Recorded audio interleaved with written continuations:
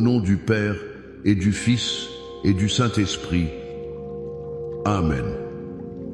Bonjour ma famille prophétique, que la paix et la grâce de notre Seigneur Jésus-Christ soient sur toi, sur ta maison, sur tes enfants, sur tout ce qui te concerne.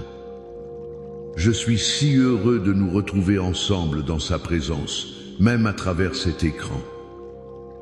L'Esprit de Dieu n'est pas limité par la distance, il n'est pas limité par la technologie. Là où 2 ou 3 sont assemblés en son nom, il est là, au milieu d'eux.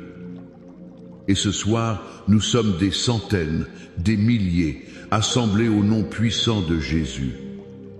Avant d'aller plus loin, je veux que nous prenions un moment pour ériger une muraille de protection autour de nous.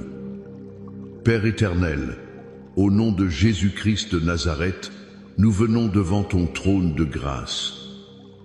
Et nous nous couvrons maintenant entièrement par le sang précieux de l'agneau. Je déclare que le sang de Jésus couvre mon esprit, mon âme et mon corps. Je déclare que le sang de Jésus couvre ma maison, chaque porte, chaque fenêtre, chaque recoin. Je déclare que le sang de Jésus couvre mon conjoint, mes enfants, où qu'ils soient en ce moment. Je déclare que ce sang précieux crée un dôme de protection, une forteresse spirituelle impénétrable par l'ennemi. Aucune arme forgée contre nous ne prospérera. Aucune flèche enflammée de l'accusateur, du diviseur, ne peut nous atteindre. Nous sommes cachés en Christ et notre vie est cachée avec Christ en Dieu. Et maintenant, Saint-Esprit, nous t'invitons. Viens, Esprit de Dieu, prends toute la place. Nous ne voulons pas d'un service de plus, nous ne voulons pas de paroles humaines. Nous avons faim et soif de toi. Viens remplir cette atmosphère. Viens toucher les cœurs. Je prie spécifiquement en ce moment pour toi qui te connectes avec un cœur lourd. Toi qui ressens ce poids dans ta poitrine, cette tristesse qui ne te quitte pas à cause de la situation dans ton couple, dans ta relation. La communication est rompue, le silence est devenu assourdissant, ou peut être que ce ne sont que des cris et des reproches. Tu te sens seul, même en étant à 2.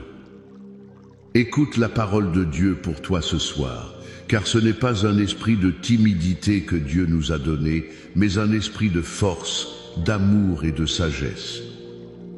2 Timothée 1:7. L'ennemi veut te paralyser dans la peur, dans le ressentiment, dans la tristesse. Mais ce soir, au nom de Jésus, nous déclarons que cet esprit de peur, cet esprit de lourdeur, cet esprit de division qui pèse sur ta relation est brisé. Nous déclarons que la force de Dieu remplace ta faiblesse, que l'amour de Dieu remplace l'amertume et que la sagesse de Dieu remplace la confusion. Reçois-le maintenant au nom de Jésus. Ma famille prophétique, je sens déjà la puissance de Dieu bouger. Fais quelque chose par la foi. Dans les commentaires, écris Jésus, restaure mon amour. Fais-le maintenant. Chaque fois que tu écris, c'est une déclaration de foi. Laisse un like sur cette vidéo pour que l'algorithme la montre à plus de gens qui en ont besoin. Abonne-toi si ce n'est pas encore fait pour ne manquer aucune de nos rencontres. Et écoute bien, je veux que tu partages ce direct avec 7 personnes. 7, le chiffre de la perfection divine. Partage-le avec 7 personnes dont tu sais qu'elles ont besoin d'une intervention divine dans leur relation. Et reste absolument jusqu'à la fin, car à la fin de ce message, je vais faire une prière spéciale et puissante, une prière de percée pour tous ceux qui sont au bord de la séparation, pour ceux qui pensent que tout est fini, et même pour ceux qui sont déjà séparés, mais qui croient encore au miracle de la restauration. Dieu peut le faire. Le thème que le Seigneur a mis sur mon cœur ce soir est « Seigneur, restaure l'amour dans ma relation ». Et notre ancre sera la puissance protectrice du psaume 91. Peut être que tu te dis « Pasteur, l'amour est mort, il n'y a plus rien, nous avons tout essayé ». Je comprends. L'épuisement, la déception, les blessures accumulées. C'est réel. Mais j'ai une question pour toi. Qui a prononcé le verdict final? Est-ce que c'est ta douleur? Est-ce que ce sont tes émotions? Ou est-ce que c'est le Dieu qui ressuscite les morts? Le Dieu qui fait jaillir des fleuves dans le désert? Ce soir, nous allons refuser d'écouter le rapport de l'ennemi et nous allons nous brancher sur le rapport du ciel. Le premier point que je veux que tu saisisses est fondamental. La crise dans ta relation a une racine spirituelle. Bien sûr, il y a des problèmes de communication, de finances, de caractère. Mais derrière tout cela, il y a un ennemi dont le but principal est de détruire ce que Dieu a uni. La Bible dit dans Éphésiens 6, verset 12, « Car nous n'avons pas à lutter contre la chair et le sang, mais contre les dominations, contre les autorités, contre les princes de ce monde de ténèbres, contre les esprits méchants dans les lieux célestes. » Relis ça avec moi. Nous n'avons pas à lutter contre la chair et le sang. Cela veut dire que ton mari n'est pas ton ennemi. Ta femme n'est pas ton ennemi. La personne que tu aimes n'est pas ta cible. Elle est une cible, tout comme toi. L'ennemi, le diable, est le voleur qui vient pour dérober, égorger et détruire. Et quoi de plus précieux à dérober que l'amour, l'unité, la paix dans une famille? Il sème la zizanie, il amplifie les petits défauts, il te fait rejouer en boucle les blessures du passé, il murmure des mensonges à ton oreille. Il ne changera jamais, elle ne te respecte pas, tu mérites mieux, tu serais plus heureux seul. C'est sa stratégie. Diviser pour mieux régner. Je me souviens d'un couple dans notre église, ils étaient au bord du divorce. Chaque conversation se terminait en dispute violente. Ils s'aimaient profondément, mais ils n'arrivaient plus à se connecter. Un jour, pendant une session de prière, la femme a eu une révélation. Elle a dit, pendant qu'on se criait dessus, j'ai eu comme une vision. J'ai vu une ombre derrière mon mari qui lui soufflait des choses à l'oreille et une autre ombre derrière moi qui faisait la même chose. Et j'ai compris, ce n'était pas lui contre moi, c'était l'ennemi qui nous utilisait comme des marionnettes pour nous détruire. Ce jour-là, tout a changé. Ils ont arrêté de se battre l'un contre l'autre et ont commencé à se battre ensemble, à genoux, contre leur véritable ennemi. La prochaine fois que la tension monte, que la colère t'envahit, je veux que tu t'arrêtes une seconde et que tu poses cette question au Saint-Esprit. Seigneur, est-ce moi qui parle ou est-ce que je laisse une porte ouverte à l'ennemi? Est-ce que je me bats contre la bonne personne? Reconnaître le véritable adversaire est la première étape vers la victoire. Le deuxième point, c'est que Dieu nous a donné un plan divin pour la restauration. Il ne nous a pas laissés sans armes, sans cartes. Ce plan se trouve dans 1 Corinthiens 13, versets 4 à 7. Tu connais ce passage, mais je veux que nous le lisions avec des yeux nouveaux ce soir.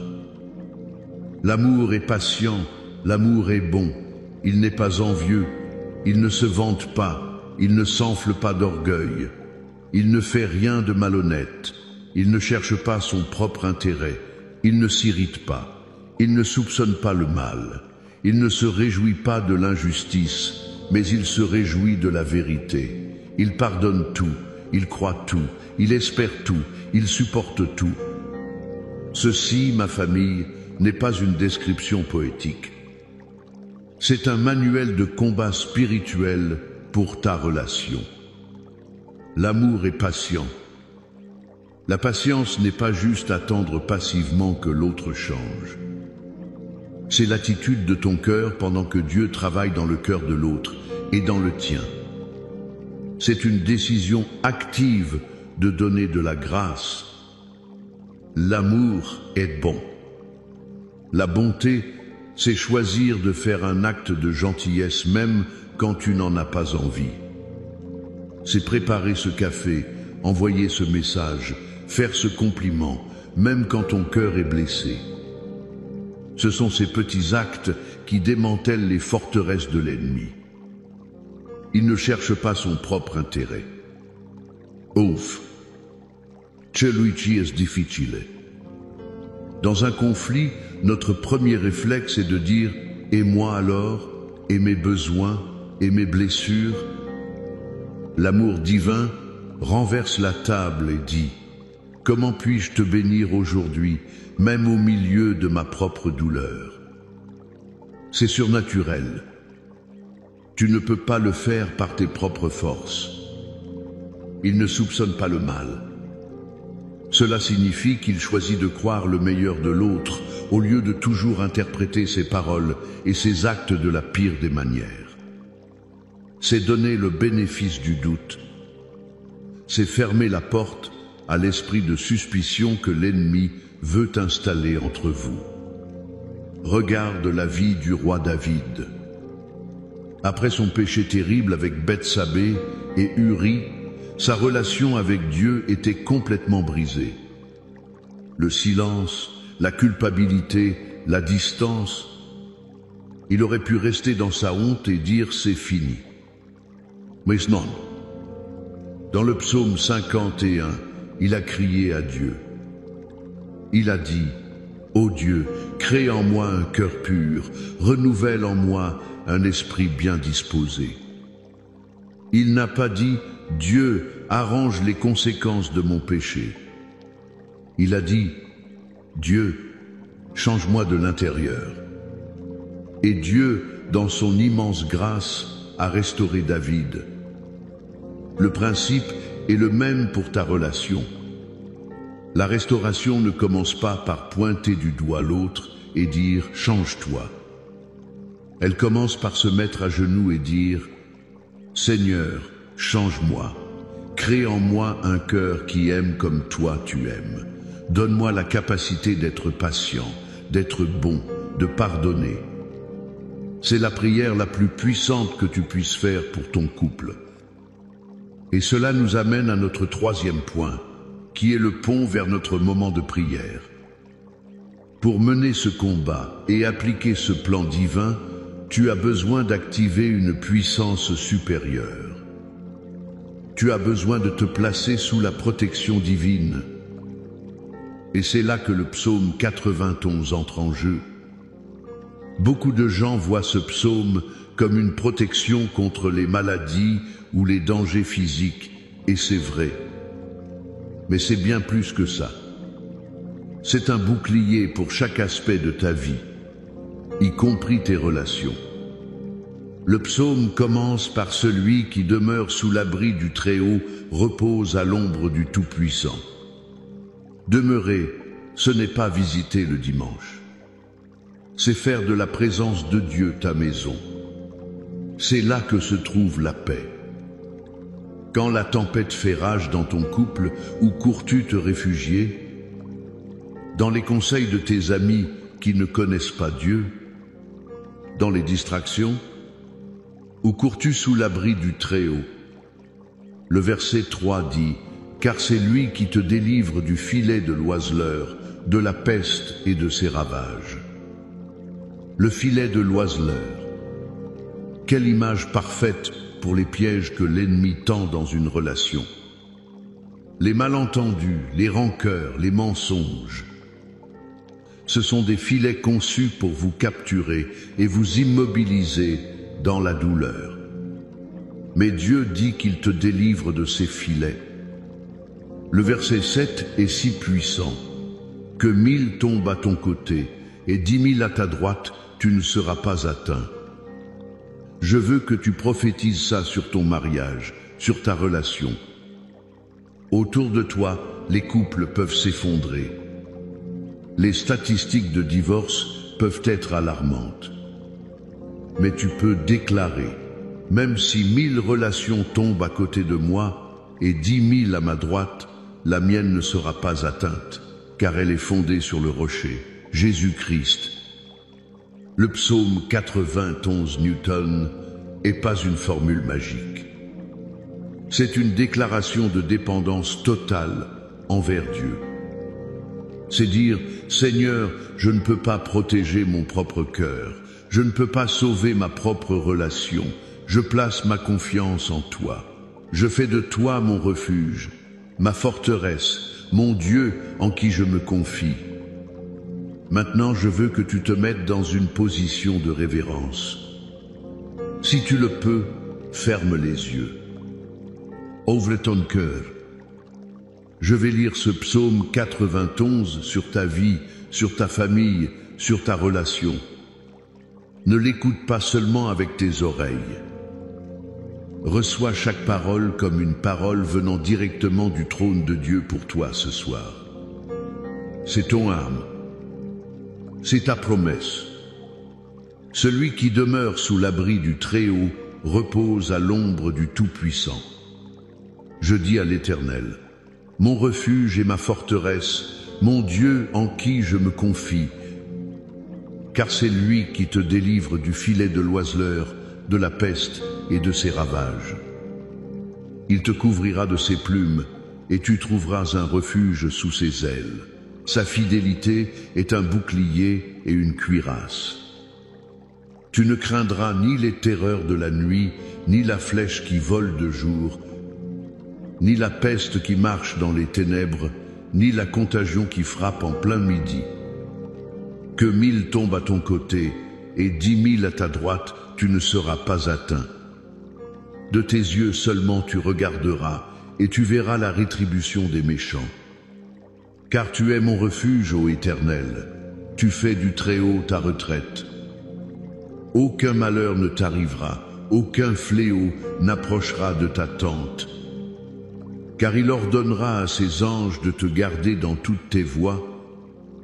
Ils te porteront sur les mains, de peur que ton pied ne heurte contre une pierre. Tu marcheras sur le lion et sur l'aspic, tu fouleras le lionceau et le dragon. Puisqu'il m'aime, je le délivrerai, je le protégerai, puisqu'il connaît mon nom. Il m'invoquera et je lui répondrai. Je serai avec lui dans la détresse, je le délivrerai et je le glorifierai. Je le rassasierai de longs jours et je lui ferai voir mon salut. Amen. Reçois cette parole. Reçois cette protection. Maintenant, entrons dans ce temps de prière finale. Je veux que tu mettes tes mains sur ton propre cœur, comme un signe que tu te présentes devant Dieu. Père céleste, au nom puissant de Jésus, nous venons devant toi avec humilité. Nous avons entendu ta parole, et nous confessons, Seigneur, que nous avons essayé si souvent de réparer nos relations avec nos propres forces, et nous avons échoué. Nous avons laissé l'amertume, la colère et l'orgueil diriger nos cœurs et nos paroles. Pardonne-nous, Seigneur. Lave-nous, purify-nous. Crée en nous un cœur pur, ô Dieu. Père, je prie maintenant pour que tu déverses un esprit d'amour surnaturel sur chaque personne qui écoute. Là où il y avait de l'impatience, je libère ta patience divine. Là où il y avait de la dureté, je libère ta bonté et ta tendresse. Là où l'orgueil a construit des murs, je commande à ces murs de s'effondrer au nom de Jésus et je libère l'humilité du Christ. Là où la colère et l'irritation étaient devenues la norme, je libère ta paix qui surpasse toute intelligence. Seigneur, apprends-nous à aimer comme tu aimes. Donne-nous la force de pardonner comme tu nous as pardonné. Enlève de nos cœurs tout registre des torts passés. Nous choisissons de tout pardonner, de tout croire, de tout espérer et de tout supporter par ta force en nous. Et maintenant, Père, comme je l'ai promis, je lève vers toi d'une manière spéciale chaque couple qui est au bord de la rupture. Chaque homme, chaque femme qui pleure en secret, pensant que le divorce est la seule solution. Toi, le Dieu de l'impossible, j'invoque ton nom sur ces situations.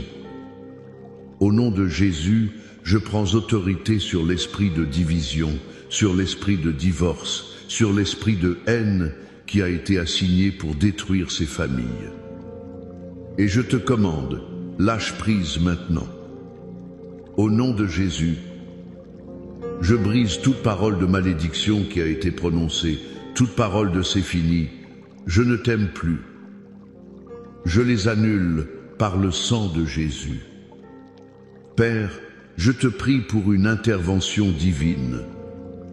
Fais quelque chose de nouveau. Là où la communication est morte, je commande à un pont de communication de se reconstruire. Là où les cœurs sont devenus froids comme la pierre, je prie que ton feu, le feu du Saint-Esprit, vienne faire fondre la glace. Je déclare une vague de souvenirs des jours heureux. Je déclare une révélation de l'amour originel. Je déclare que ce que tu as uni, aucun homme et aucun démon ne peut le séparer. Je prophétise la réconciliation. Je prophétise la restauration. Je prophétise des mariages ressuscités pour ta seule gloire. Reçois ce miracle au nom de Jésus. Et nous ne nous arrêtons pas là. Père, je prie pour une restauration complète dans chaque famille. Je prie pour les enfants qui souffrent en silence à cause des tensions. Couvre-les, protège leur cœur, rassure-les. Je prie pour une percée financière. Brise tout esprit de manque et de pauvreté qui apporte du stress dans les foyers. Ouvre les écluses des cieux et pourvois au-delà de toute attente. Je prie pour la guérison. Pour chaque corps atteint par la maladie, la douleur chronique, la fatigue.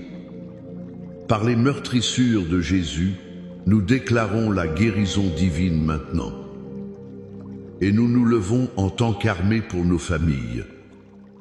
Nous déclarons que nos foyers sont des forteresses de paix, des havres d'amour, des centres d'entraînement pour la prochaine génération.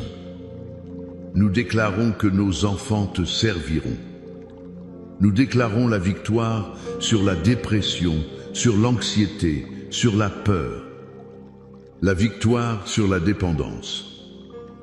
La victoire sur toute œuvre des ténèbres. Nous sommes plus que vainqueurs par celui qui nous a aimés. Maintenant, reçois cette bénédiction finale sur ta vie. Que l'Éternel te bénisse et te garde. Que l'Éternel fasse luire sa face sur toi et t'accorde sa grâce.